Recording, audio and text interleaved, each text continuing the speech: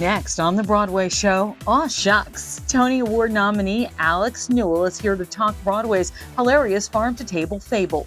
Plus, Some Like It Hot is this year's most celebrated show with 13 Tony nods. We're taking a walk with one of that musical's Tony-nominated stars. And we'll unveil the secrets of the Tony nominees. I'm Tamsen Fidel, and this is The Broadway Show. It's The Broadway Show, and we're back with another great one. I'm Tamsen Fidel. I'm independently owned and liberated, and I think sleeping alone is underrated. Don't need a man for flatteries, got a corn cob and some batteries. Broadway's new farm-to-table fable Shuck is now nominated for 9 Tony Awards, including Best Musical, and a big nod for Alex Newell. They're nominated for their first Tony Award. Let's send it out to Paul Wontorek. Thanks, Tamsen. Alex Newell has delighted audiences on stage and on screen for years, but is now freshly Tony nominated for a show-stopping turn in Shucked. We sat down at Glass House Tavern.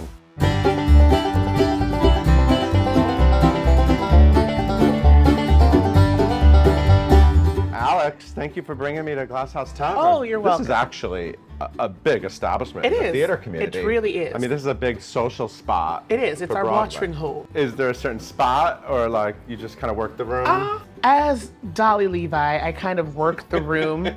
Normally they give me the booth in the back, but then I just sit at the bar or I'm floating.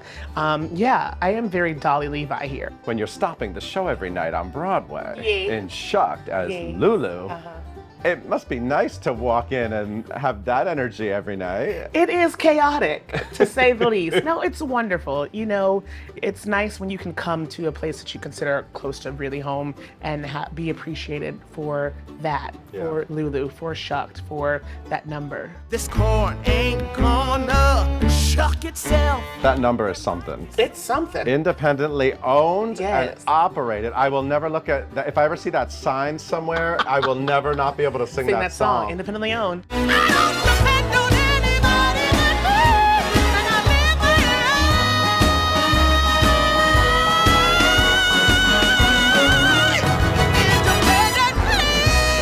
When you get to do an original Yes, role, yes, it's different. I mean, it's obviously, different. Asaka in Once Yes. Island and Mama Will Provide was another That was signature. that was a signature, but this is mine. Yeah, this is yours. This one is mine. You got to originate it on Broadway. I made those choices. I chose that key. There's something really special about that, getting to like craft your own song, because it's crafted directly for my skill set. So I can't blame anyone but myself for all of that. So let's talk about Lulu. Yes.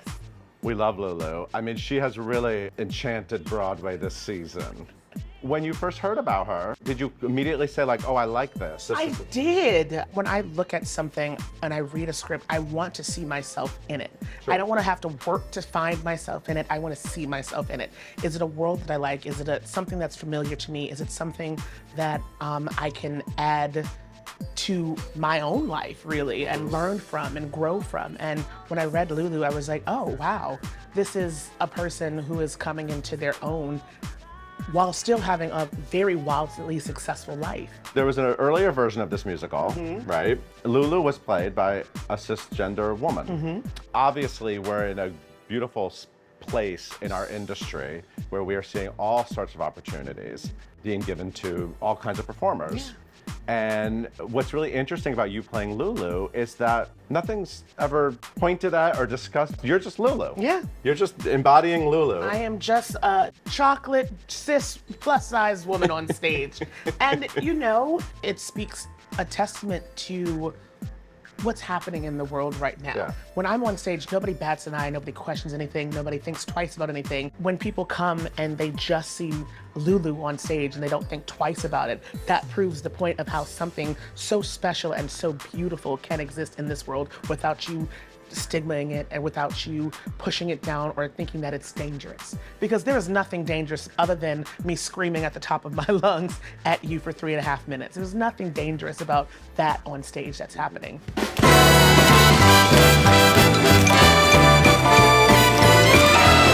Some Like It Hot is this year's most celebrated show with 13 Tony nominations, including Best New Musical. Let's send it out to Charlie Cooper. Kevin, we're in the heart of Times Square right now, literally steps away from the theater. Isn't that crazy? Do you get used to this at all? No, you never get used to Times Square. It's always something going on in Times Square. It's always a living being, Times Square. Listen, can I just say I just love the trajectory of your career because you went from the very cold Frozen Yes. to the very hot Some Like It Hot. Yeah. Which one is it? Which one is Hey, it, Kevin? no, don't tell me that climate change doesn't exist. I went from Frozen to Some Like It Hot. Frozen happened before the pandemic, so Yeah. there was a big break right in the middle of there. So it's felt good to come back with Some Like It Hot. Things are getting a little warmer around Broadway. Everything's coming back to life. It's feeling good. So, All right, so let's go to work. let's walk. But listen, I feel like you do so much. You dabble in so much. You have your hands in so much. You do animation, you do television, you do all of the things. Is there one particular thing that if you had the chance to do it for the rest of your life, but only that thing, out of the many things you do, what would it be? I don't know. That's a hard choice. I mean, it all depends on the project. You know, Yeah. I mean, there have been things that I've written that I thought, oh, this. I could do this for the rest of my life. And there's been other things that I said, I gotta get out of this. I'm writing things here at my computer in my underwear. I've got to be around people. I want to act again. You know. Okay, so can I just say what I love about your character in Some Like It Hot is that you've taken this person who, in my mind, some people might see as a little cringy and a little, weird, and like made him lovable. He's a little loony. He's a little zany. He's eccentric, we should say. For sure. But he gets away with it because he's a millionaire. Everybody Right. just says, sure, that's him. But I think more than anything, the one thing that he doesn't have with all of his millions is love. So he's searching for love. He's a romantic. And he's honest. He's an open book. And I think that that's what people really respond to is that he doesn't have a harmful bone in his body. He's really just looking for love. And he thinks he finds it. Right. And he walks through the door. Well, congrats on the Tony nom. Thank you. Pretty huge.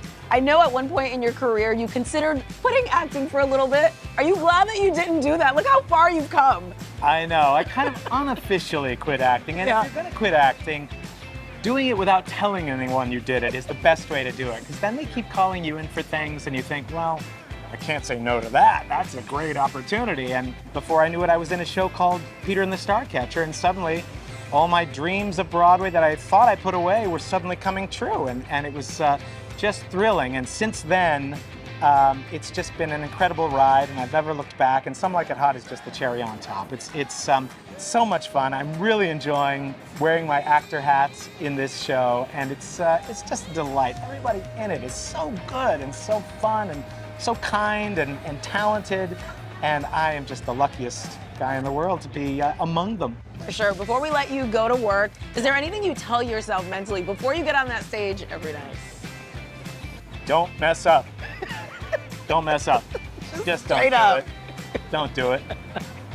Yeah. Thank you so much, Kevin. Listen, it's time. It's time to go to work. I gotta get to work. I can't sit here talking all day. Break a leg. Thank you again. Thank you. It occurred to me that as much as we love the Tonys, they should not be the be-all and end-all of your exposure to this incredible theater season. Hamilton creator Lin-Manuel Miranda just recently brought back the hugely popular Ham for Ham Street Show by honoring Sweeney Todd. Now, with some other Broadway heavyweights, Ham for Ham is celebrating more of this year's biggest musicals. Ariane, while I have you here, who wins Succession? Everyone get close, I'm gonna tell you right now. Please help me by introducing the cast of Camelot and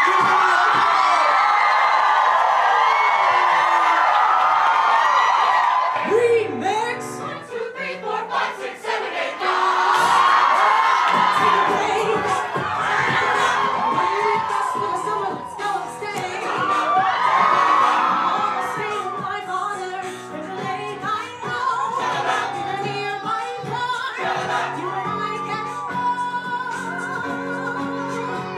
Take a break.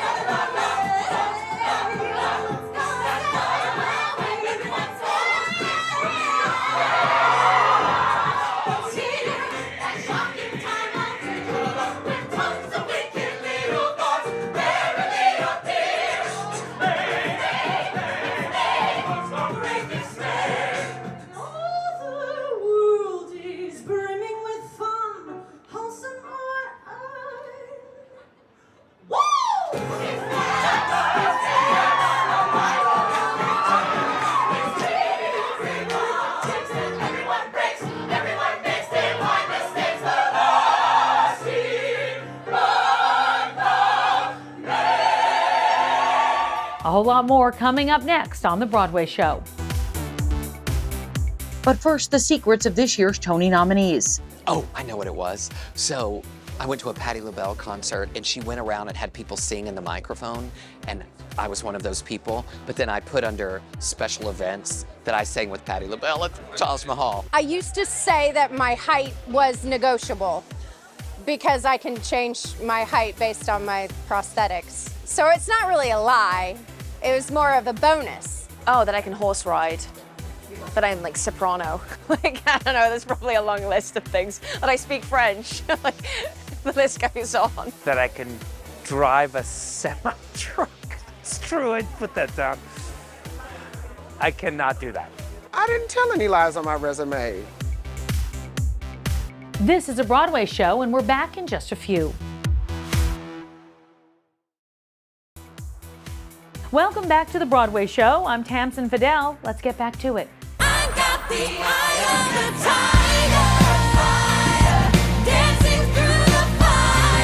And Juliet is up for 9 Tony Awards, including Best Musical and Best Book. Paul Wontorek sat down with Emmy winner and Tony nominee David West Reed at the Civilian Hotel's Starchild Lounge.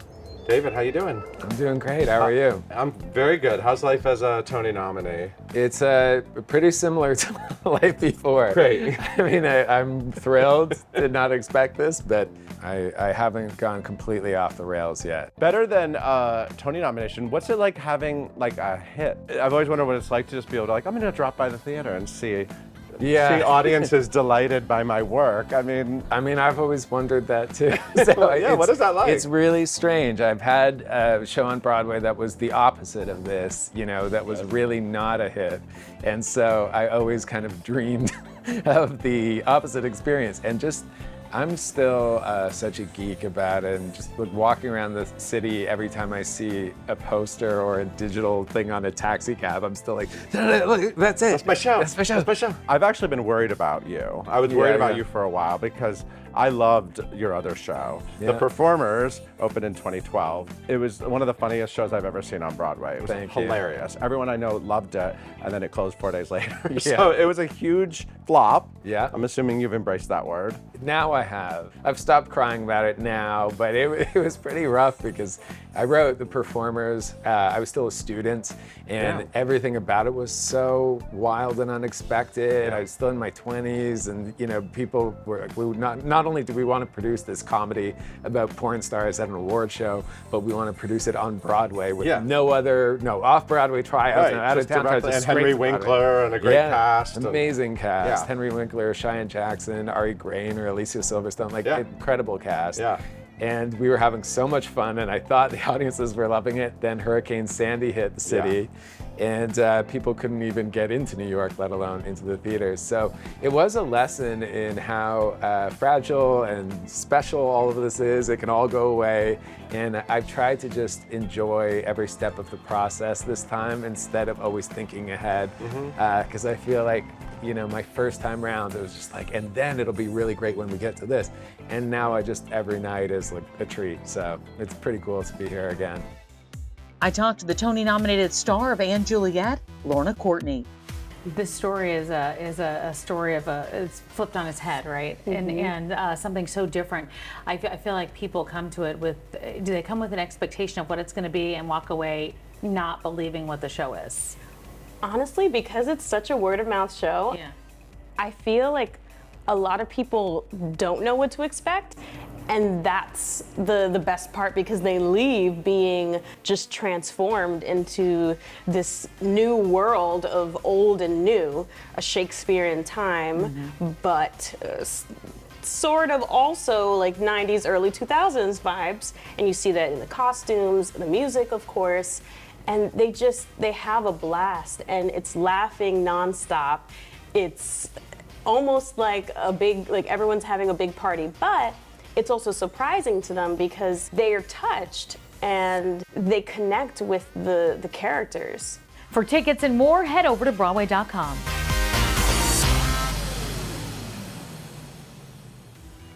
Hey everybody, I'm Miguel Cervantes and I play Alexander Hamilton in the Broadway production of Hamilton. And I am not throwing away my shot to tell you that you're watching The Broadway Show. Thanks for staying with us for this latest episode of The Broadway Show. Glad you're here. It means no, this isn't over. Hell, it's just begun. The revival of Parade picked up 6 Tony nominations this year, including Best Musical Revival. Here's Beth Stevens with another edition of Building Broadway. Thanks, Tamsin. Director Michael Arden and designer Dane Laffrey have had a long and fruitful collaboration that includes this season's A Christmas Carol and Parade. I sat down with the fresh Tony nominees at the Jacobs Theater. Congratulations to both of you for your recent Tony nominations, for 2 of your collaborations, for Parade, Where We Are, and for A Christmas Carol. So you've worked together a lot. So what drew you to Parade? What theater person doesn't love Parade? And that cast recording was certainly in our shared high school dormitory. It was in rotation in our 3 CD changer. Yeah, we did have a 3 CD changer. Yeah, it was really exciting at the time. What are some of the challenges for you when you take a piece that's been produced before and you have a chance to reinvent it or rework it for a revival, for both of you? You know, the original production is always deeply in the DNA of the piece, right? So I think it's, a revival is inherently a reinvention, and so I think it's always been our aim to sort of meet the piece where it falls now, right? To read the piece freshly in 2022 or sort of 2023. And then I think just trying to look at how people are absorbing entertainment now, what they want to see, how are we watching TV? How are we binge watching murder documentaries? For instance, with Parade, it was important for us to remind the audience always that these things really happened in ways that didn't distract necessarily from the drama of the piece. So sort of like looking for what the play has been, what it wants to be, and what the people coming to it want to happen in an evening of theater. And then, throwing in a few hopeful surprises throughout. Yeah. What was your initial little spark? I think the initial spark was to be reminded that we were simultaneously watching a dramatic interpretation and a dramatic narrative while reopening history and showing it as starkly and simply as possible. I think we also were kind of just interested physically. What if it could happen on a small square?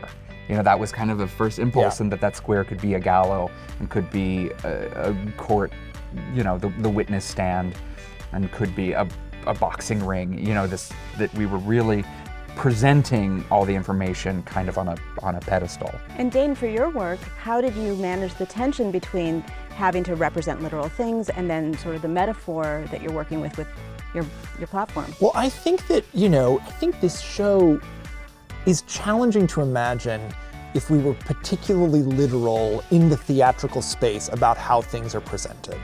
What the great advantage of the sort of the essentialized approach is that we allow the audience to fill in the parts that we would not ever successfully be able to achieve on stage. Yeah, again, just like what we're doing with the people. These are the pieces, but bring your life halfway and meet us there. A Christmas Carol is also a piece in which you have to fill in certain things, but it's also super evocative and spooky and haunted.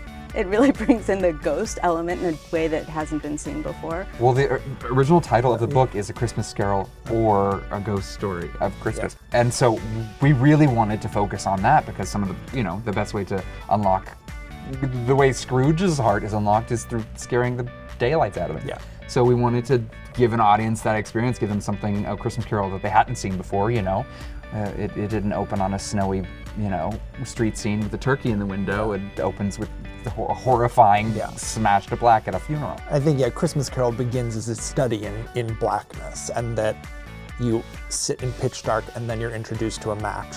And then you're introduced to the face that it's lighting, the brilliant Jefferson Maze. And then we show you only the things that we intend to along the way. Whereas here at Parade, it's like we want you to completely understand and feel deeply that that nothing is hidden from you.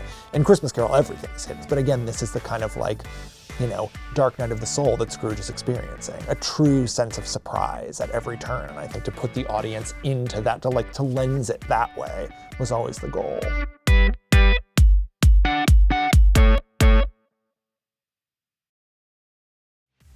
And that's going to do it for us. Until next time, I'm Tamsin Fidel, and this is The Broadway Show.